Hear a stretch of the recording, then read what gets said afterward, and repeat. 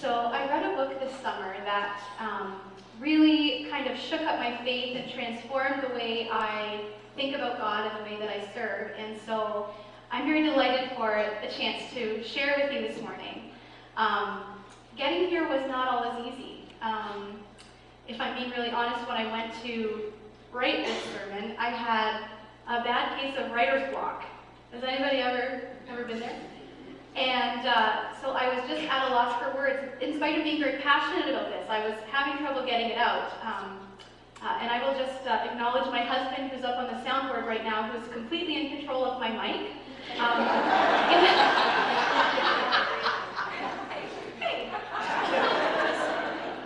In a true exercise of marital trust. And so this doesn't happen very often, I don't have anything to say. And so I was feeling a bit discouraged, as some of you know up here. So I was feeling, though, a bit discouraged, like, why can't I get these words out? This is something that's so important, and I felt it was important to God.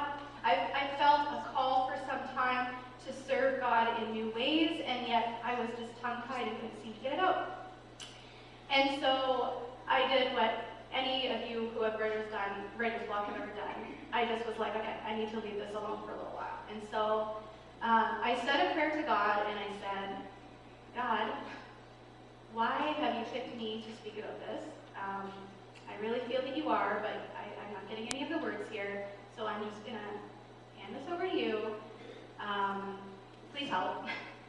And so then I went and I turned on the TV, and I watched my favorite show called The Midwife. Has anyone with that show? I know a few who like that show here. And wouldn't you know, that very moment, the perfect sermon illustration was right in front of me on my television in Called the Midwife, Series 5, Episode 6. I was blown away, and so I thought I would start there today. So will you pray with me?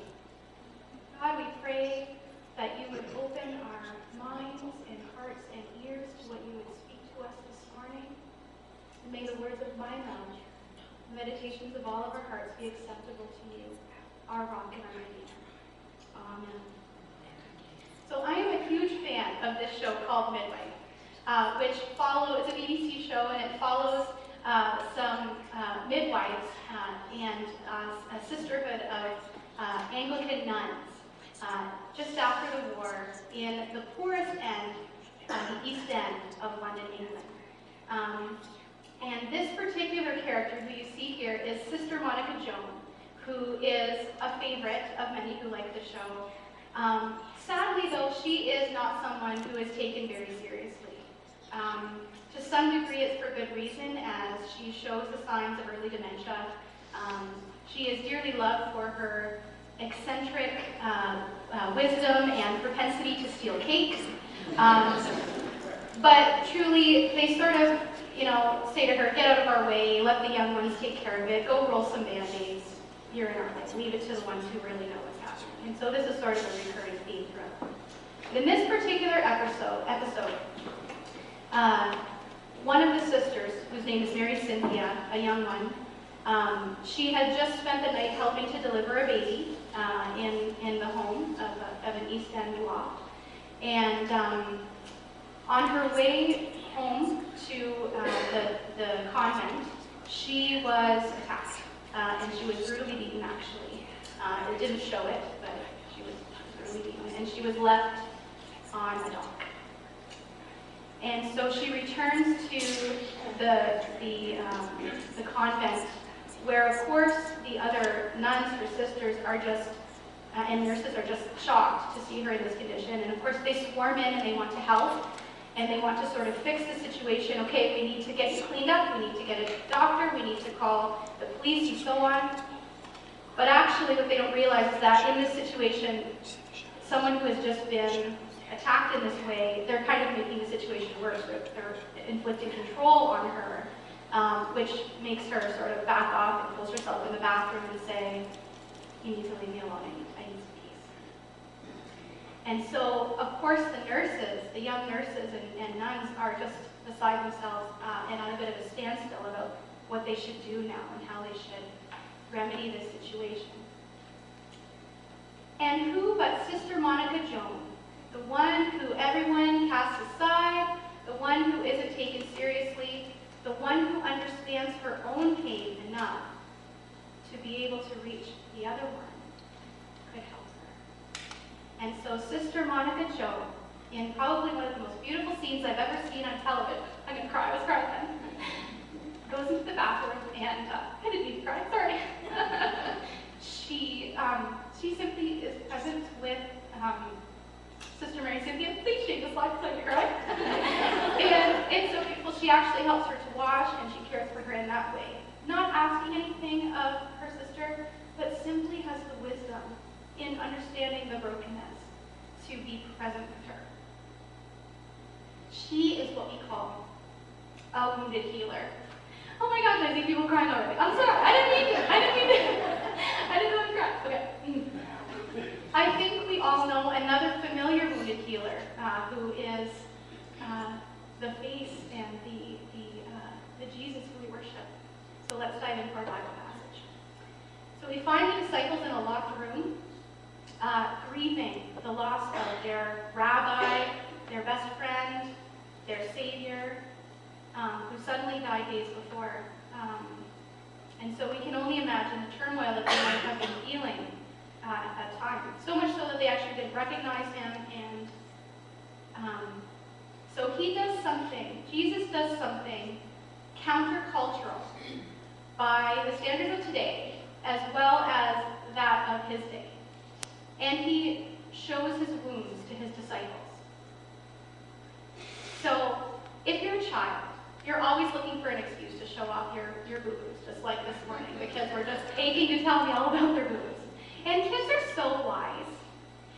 But as we get older, we tend to not be as willing to show our boo-boos. We tend to mask them and hide them and be strong.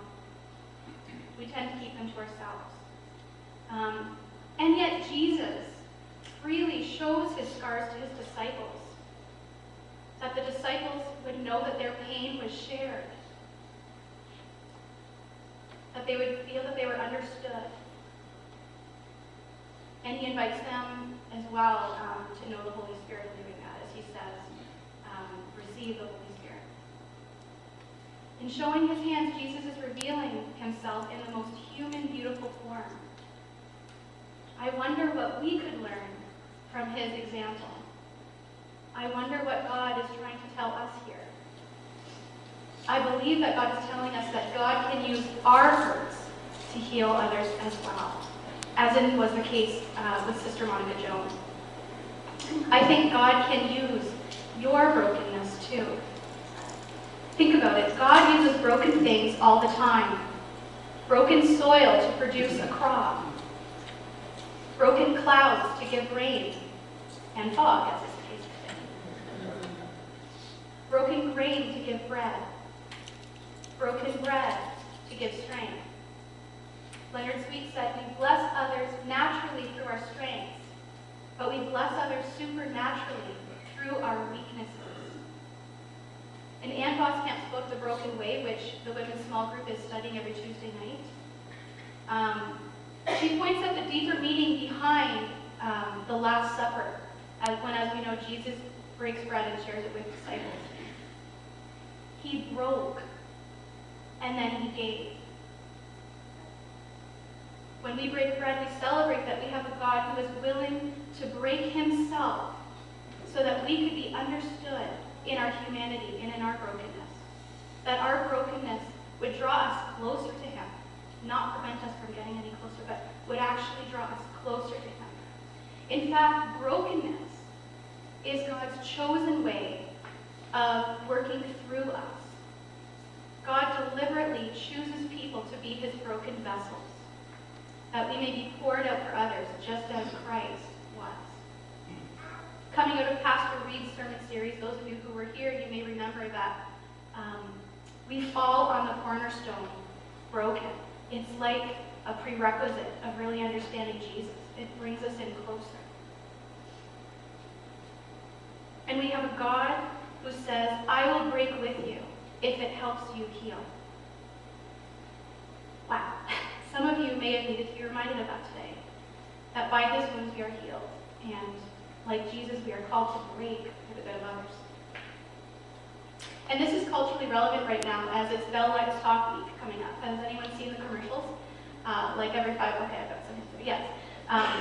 Bell Let's Talk Week is this week. It's going to be Wednesday. It's a movement that's happening across the country, specifically aimed at mental illness. But the whole idea of this Bell Let's Talk is don't hide your wounds. Don't keep it to yourself. Talk to someone. Share. Don't be afraid. Don't hide your illness. And this is confusing because our society also so often tells us, keep it together. You just put your face on and like hide your tears. Like put your tears away. Be strong. Especially when you're in ministry, right? There's a different standard and expectation that's even higher. And yet, does anyone know what Jesus did when Lazarus died? The first thing that he did. Does anyone remember that story?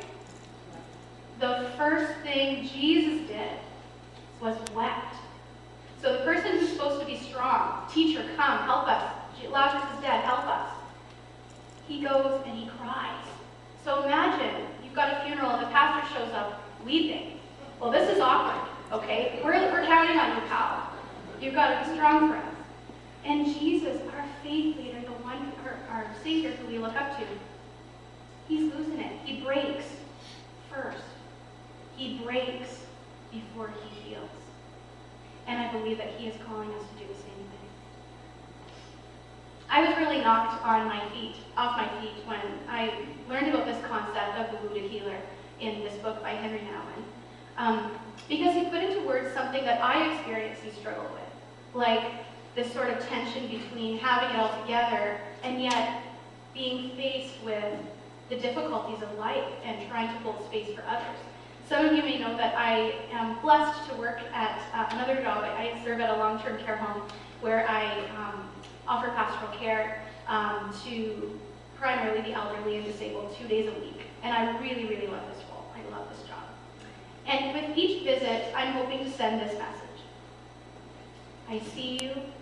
I hear you. You are not alone in your pain, and I am here with you. And more importantly, Christ sees you. Christ hears you. Christ is here with you. You are not alone in your pain. And I appreciate each time that they have the courage to open up to me and let me bear witness to their stories. When I enter someone's room and they begin to share with me about the struggles that they face, I can't help but believe over and over that I'm on holy ground. The Celts used to talk about thin spaces. They say a thin space is any place where you feel as if the veil between heaven and earth is lifted and you are on holy ground. And in a nursing home of all places, a place that is stinky and not a nice place to be all the time, I feel that I am on holy ground. It's a vulnerable place. It reminds us that we're close to death, that life is broken, and yet I'm reminded every week, twice a week, of the tenacity of the human spirit, of hope and recovery, that people have the ability to heal, and that I am somehow able to bear witness to their pain and be a source of healing for them and share in their suffering. Did you catch that? Me. I'm 30. What do I know? I'm not ordained. I'm no different than any of you. We're on level ground here, though not physically, but we really are. And truly, most mornings I think, do I really need to adult today? Is this going to require anything other than sweatpants? And then on a more serious note, really, God? You know what's been going on in my life? You know that I didn't sleep well last night? How in the world do you expect me to go and hold presents with these people? Come on, just let me coast today, God. You just gotta let me coast, okay? Please don't let me run into any difficult people. You said it. Please just let me coast. And by and large, on those days, God will put me in situations help, but be a source for his healing that day. And by and large, on those days when I am most in touch with my own brokenness, I am able to offer the most powerful ministry. And I think that we are all in the same boat here. If we are willing to be in touch with our own brokenness and ask God for healing, I believe that God will use the fruit of our woundedness to be a source of healing for others. And I think our church can be a place of holy ground too.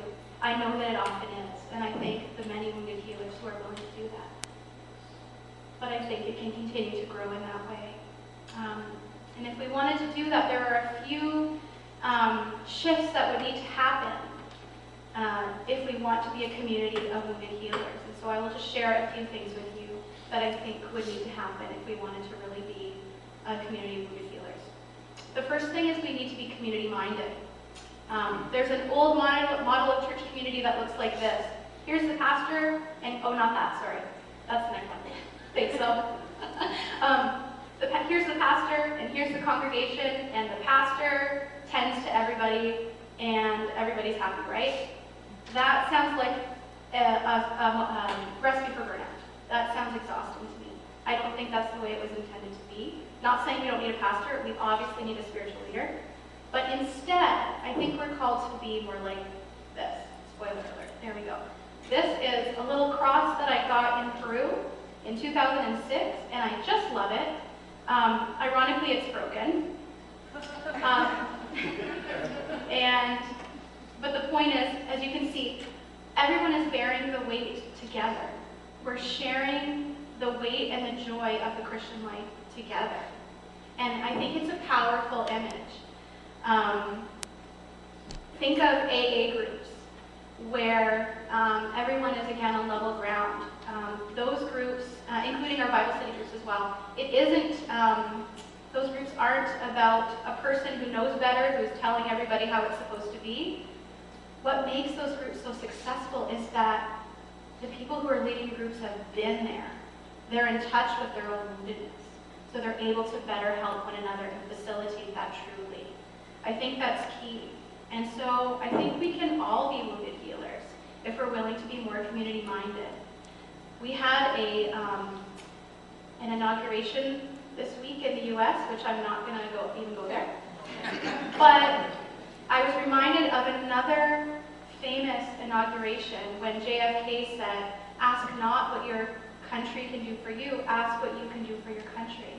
And I think we are all called to change that country to church or community and be willing to be wounded healers and not just always come with our need, but recognize our need so that we can see the need in others as well.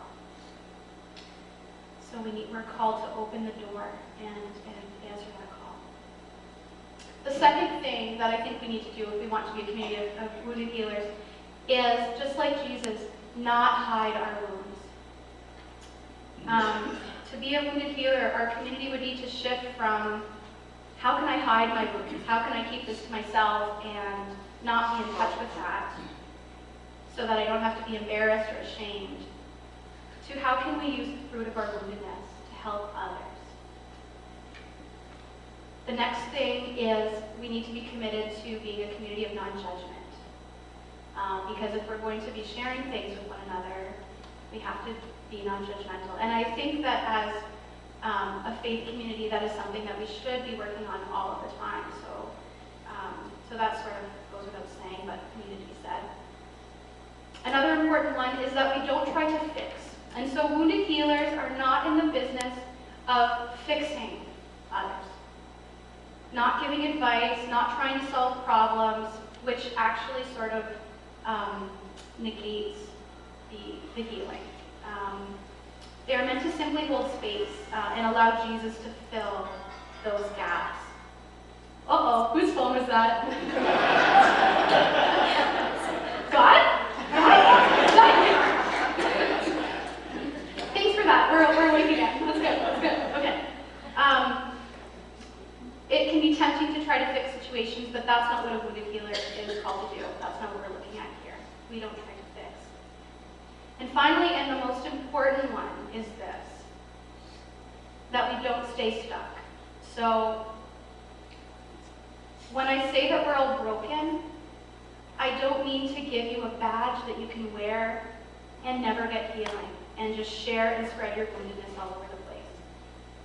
That's not what I'm saying. I think that there's a difference between complaining and confessing.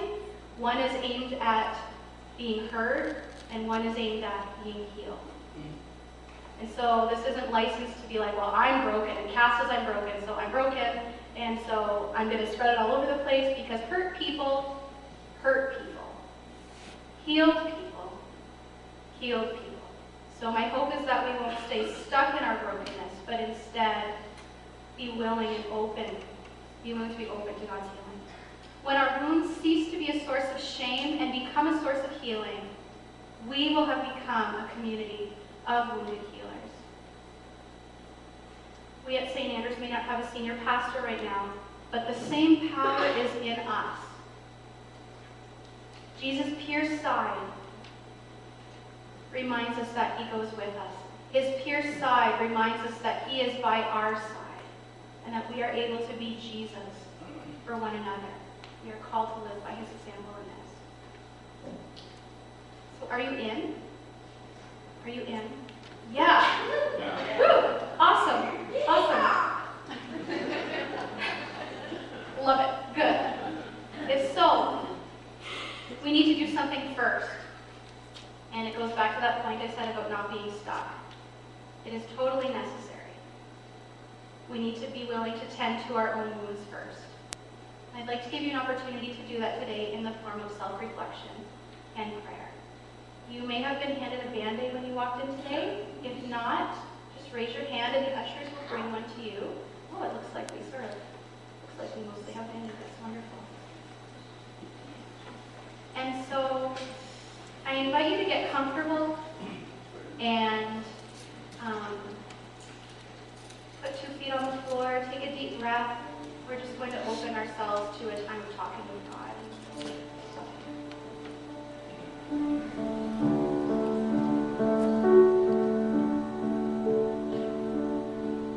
We use Band-Aids to cover up wounds, to protect them and help them heal.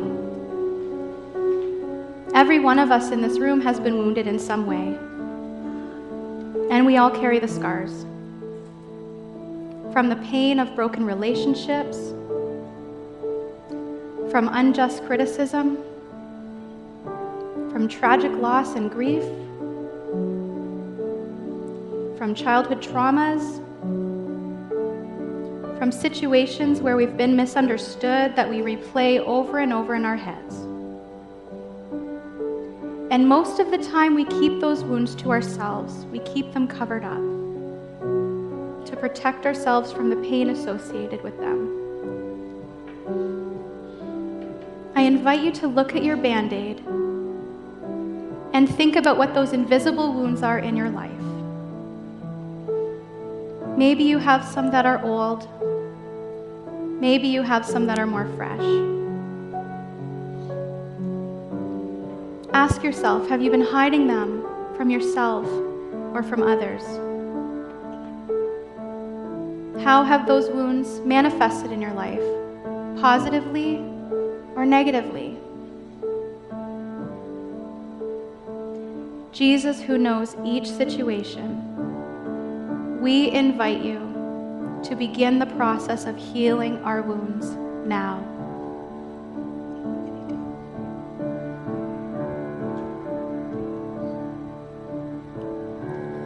No mountain, no valley, no gain or loss we know could keep us from your love.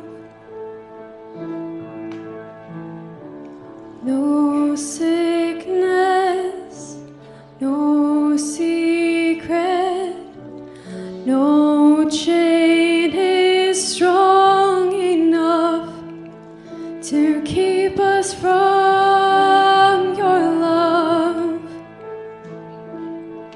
to keep us from your love.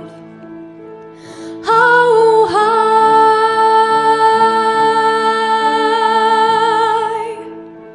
how wide,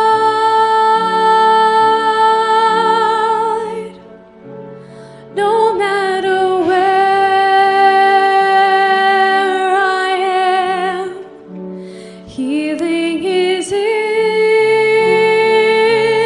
your hands. How deep,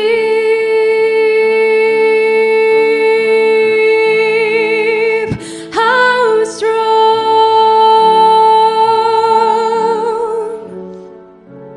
now by your grace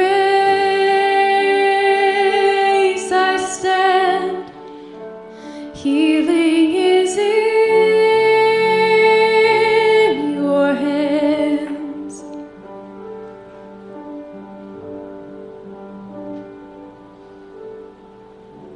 As you look at that Band-Aid and you look yourself over, you may find another kind of wound. This one is the kind that is never going to go away, will never heal completely. The kind of loss or grief that has come to be part of you, similar to the way Jesus' wounds from the cross became part of him. Is it possible that there's a hidden strength there?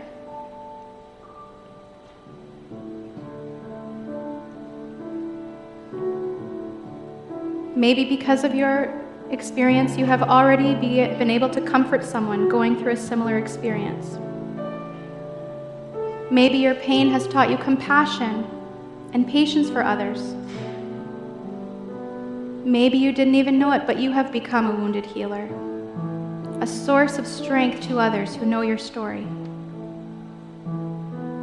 In this stillness, ask God to begin tending and healing to your wounds and hurts further.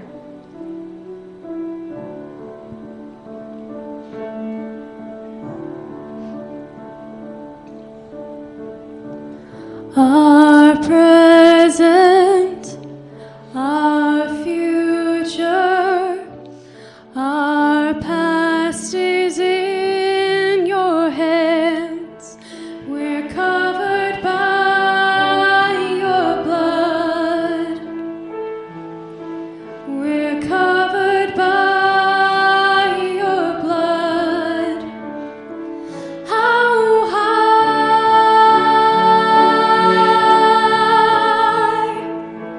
how wide,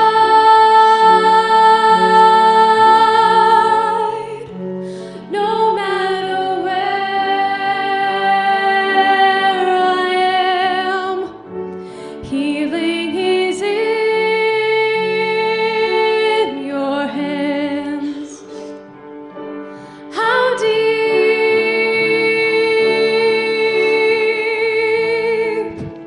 how strong,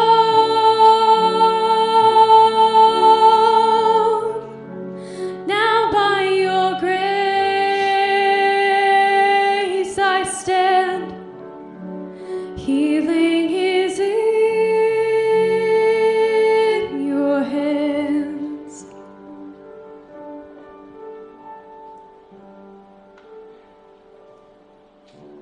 Maybe as you reflect, you find a place where the Band-Aid fell off and didn't need to be replaced. Is there a memory that used to be painful, but you now find doesn't hurt as much? Is there something that you can now understand in a different way? Sometimes healing happens when we're not looking. If you find that kind of scar, take a moment to thank God for the healing work that He has done in you already.